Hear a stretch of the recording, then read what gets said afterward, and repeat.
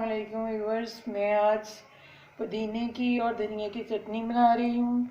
तो उसके लिए ये मैंने धनिया लिया है, ये पुदीना है इतना, तो और ये प्याज है 1 अदद, और टमाटर 2 अदद, और सब्ज़ मिर्च है जो तकरीबन 15-20 अदद है, और ये अनारदाना लिया है 2 टेबल स्पून। और ये हम इसमें सबसे पहले ये जग में हम डालेंगे सब्ज़ मिर्चें, ये हम डालेंगे पहले, और ये मैंने प्याज डाल दी है, और ये अनारदाना में डालने लगी हूँ। ये वो चीज़ें हैं जो हमने पहले ग्राइंड करनी है, तो इसको पहले मैं ग्राइंड करूँगी। इसमें मैंने 2 टेबल स्पून के करीब पानी डाला है। जितनी हमें ज़रूरत होगी पानी की हम उतनी डालेंगे, और इसको मैं ब्लेंड करती हूँ।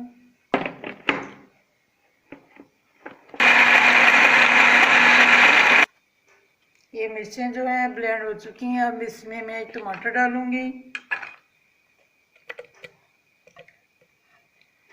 इसको मैं थोड़ा सा ब्लेंड करूंगी। ये टमाटर ने काफ़ी पानी छोड़ा है, और ये देखें टमाटर भी इसकी अच्छी तरह अंदर ब्लेंड हो चुका है। तो अब हम इसमें ये धनिया डालेंगे। ये पानी जो है हमने इतना डालना है जितनी हमें ज़रूरत होगी। अगर पानी ज़्यादा डाला तो वो बिल्कुल अच्छी चटनी नहीं बनेगी, क्योंकि पानी जो है वो कम से कम हम यूज़ करेंगे जितनी हमें ज़रूरत होगी।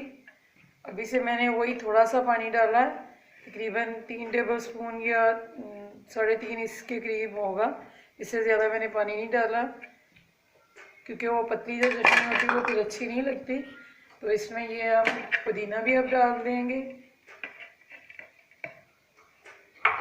ये पुदीना जो है, और इसमें मट्टी होती है और धनिया में भी मट्टी होती है। तो मैंने बताया आपको धोने का तरीका कि एक बर्तन में आप इसको डाल के अच्छी तरह मले, हाथों से मल के, फिर आप उसको इस तरीके से हाथ रख के आगे निचोड़ लें। तो इस तरीके से मट्टी जो है वो ज़्यादा अच्छी निकलती है, बजाय इसके कि हम टोकरियों में डाल के ऊपर से पानी डालें।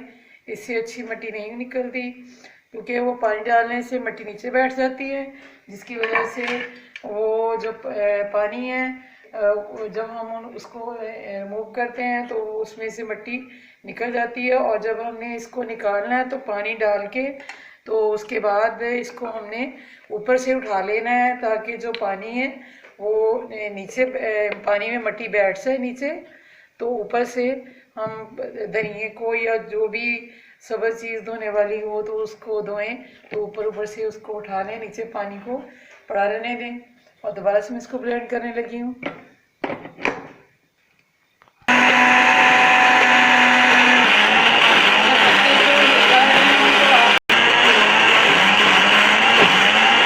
ये देखें, ये तकरीबन बन चुकी है चटनी, और मैंने इसमें पानी बिल्कुल नहीं डाला। उसी को मैंने ये इस चम्मच के साथ इस तरीके से हिला हिला के तो इसको दोबारा से ब्लेंड किया है। तो अब हम इसमें नमक डालेंगे। ये 1/2 टीस्पून से थोड़ा सा ज़्यादा नमक मैं डाल रही हूँ। तो मैं इसको दोबारा से मैं ब्लेंड करूँगी।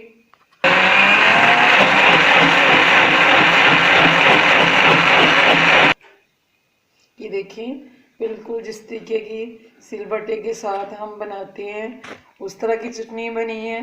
तो सिर्फ ये वजह है कि इसमें मैंने पानी जो है बहुत कम डाला है।